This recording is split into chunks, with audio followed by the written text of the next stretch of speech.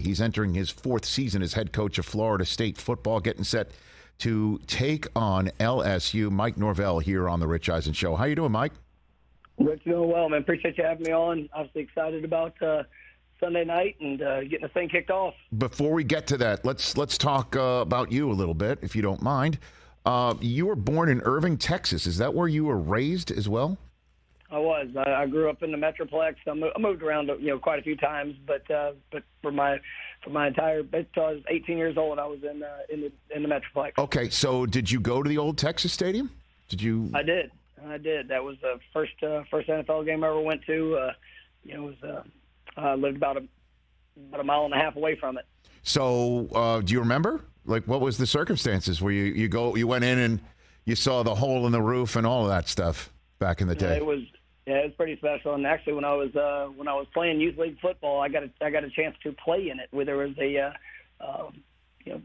event that they put on, the Cowboys put on, and so got a chance to play on the old turf. Got a nice little turf burn when I was out there.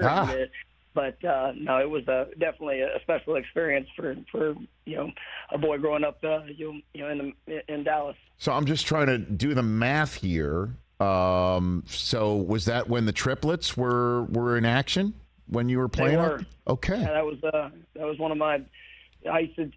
Because I was so close, even times when I didn't have a ticket to the game, I'd get there early, about 3 hours before the game, and stand by the tunnel just to see some of the players go in and watch them. And actually, one of my prized possessions is a signed football from the triplets while they were going through it and their great run. And so, I definitely enjoyed that time growing up, and just kind of always loved the game. So then, what would that young Mike Norvell say if he knew that the current Mike Norvell has it within him to make Emmitt Smith very miserable? Mike, what would that kid say? It's pretty funny because I look back at it now, and you got obviously you got Emmitt, and then you got Michael Irvin. So I basically got the rivalry. That's true. I got the rivalry cornered on both sides of it. You could make them. You could make the triplets. I'm sure if you went back in time and you would want to make the triplets as happy as they made you back in the day. But you are not paying it forward, Mike. Right? It's okay. I appreciate them for how kind they were to me back in the day. But now there's a job to be done. Understood. There's a job to be done, and you're getting set to take on LSU this weekend. The challenges you're seeing on film, and obviously having you've got an old hand at quarterback, clearly. But this is a new season, and there's always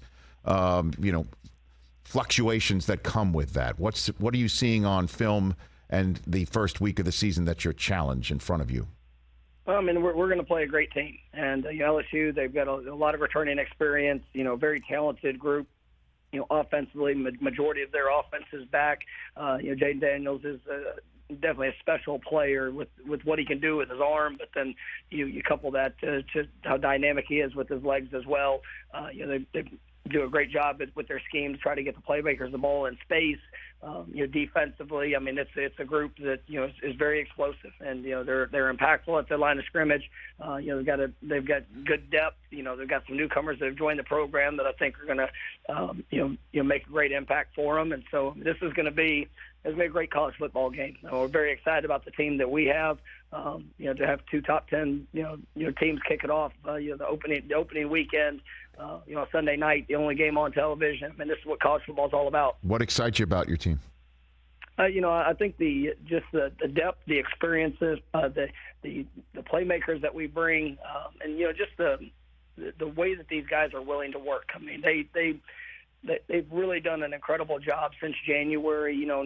Not only the work physically, but mentally. The work they've put into building the relationships. This is a team that cares about each other, and as they go through the course of a day, I mean, they're pushing to challenge themselves to get better, and that's something that's huge for us, and you see that in their relationships and just the way that they operate. First 10-win season since Jimbo Fisher's last year there in 2016, Coach. Is there any cascade effect from one season to the next in college football, do you think? No, I mean, we're excited about this team. We're excited about the way that we've grown, the steps that we've taken. I mean, it's been an interesting journey, but we're doing it with the right young men. And like I said, these guys they work to bring the right mindset, on a daily basis. They push each other. They're challenging themselves not only on the field but off the field, and what they're willing to give to where they want to go. And so as we go into this last year, we had a bunch of experiences, some really good ones, and then some times of adversity that we get to learn from. And now it's about applying those lessons and just being as consistent as we can possibly be, going to show up and be our best here with this year that's ahead. And Jordan Travis entering his 6th season playing college football, 4th with you. I mean, he might be more tenured than some professors there in Tallahassee, Coach. So what is it like to coach a college quarterback in his 6th playing season? I mean, Jordan's remarkable, and the growth that he's shown throughout his career. I think he's one of the best players in all of college football. He's so wise to to the game and with the things that we ask him to do, but he cares so much about who he does it with, and he's a wonderful leader. He's truly one that his actions speak louder than his words. But when it's time for him to have to say something to the team, they all listen because they've watched him. They watched his journey. They've seen him in the great moments. They've seen him in the challenges where he's had to get up and continue to push. And I just so grateful that I get another year with Jordan to help him to continue to grow and accomplish all that I believe that he can accomplish. What can he bring to the equation? Give me an example over the last couple of seasons that you've seen the growth from him. I think when you watch him in just a drop back passing game, he is his understanding. We put a lot on his plate. He understands protections. We're a rhythm based timing offense. In the passing game, and he does that with great confidence. He's got great eyes, great vision. You can deliver the ball. One of the best deep ball passers I've had the chance to be around. But then he's also so very electric whenever something breaks down, and he's got to make a play with his legs. He's got the ability to extend plays, and as we've been able to grow as an offense, and just continue to improve on the offensive line, bring great playmakers around them at the skill position players. He's really flourished, and I think just that leadership and command of the offense is something that is really special. Mike Norvell, Florida State Seminole head coach here on the Rich Eisen Show. How has NIL changed your job there at Florida State? You were there, I believe, let me just do this right, maybe it was the end of year 1 in the summer entering year 2 when NIL came into existence. What do you have for me on that front? NIL has changed all elements of college athletics, and it's great for the players to have a chance to benefit, for who they are and obviously what they do, and for us, it's still about when we go and we get a chance to go to work. Every day we show up trying to help our players to be able to achieve their dreams, what they want to accomplish on the field, who they want to be off the field. And, it still comes down to the work. Now, whenever it's, as guys are coming in, we're being at Florida State, this is a special place. We've got a great following, great fan base, so much exposure and a wonderful platform to be able to do it from.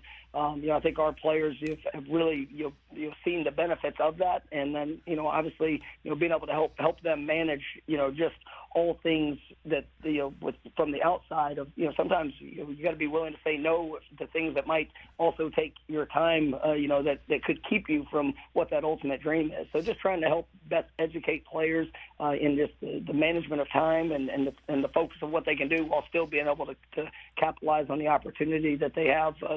Being a great collegiate athlete and being in that spotlight. Well, the issue with NIL, Coach, and I'm sure you've seen it firsthand, is you mentioned capitalizing on an opportunity, and with capitalization, clearly, but it's used more as an inducement for recruitment by the player to somebody like yourself, saying, I can make this much elsewhere. How much money can I make here? Which is usually historically not part of recruitment. Have you had a player come into your office and say, I need to have this number hit by the collective, otherwise I'm not coming? No, we have pretty real conversations. Just of there are collectives out there that around Florida State, and obviously our players are have a great situation that because of that platform. But ultimately, that's not. I don't get involved in those conversations. With our players or people that are looking at that. For me, it's about continuing to show what it is the opportunity provides. For how they're going to be developed on the field, what they're going to be, the place, the education, all things that are that make Florida State special, and who they get to represent and what they get to represent. And ultimately, I mean, it's about still that journey. And I think when you're sitting there looking at what you're trying to bring to the program, it's still about the right fit. And I want guys that when they come here, they want it all. They want to be able to achieve every dream on the field. They want to be able to achieve every dream off the field. Getting that college education and putting themselves in the best position for their future and all the things that they can do. Would you want to have some sort of federal government congressional law put in place so you and your colleagues can have a little bit more of a guardrail here? Would you be advocating that? I think with all things, I mean, guardrails, guidelines, just being able to have some structure to different elements. More than anything, just to help guide the student athletes, because I think you've seen situations over the years where there's plenty of it. There's plenty of outside advisors and people that might have an opinion on a situation or what something might look like or what something might be.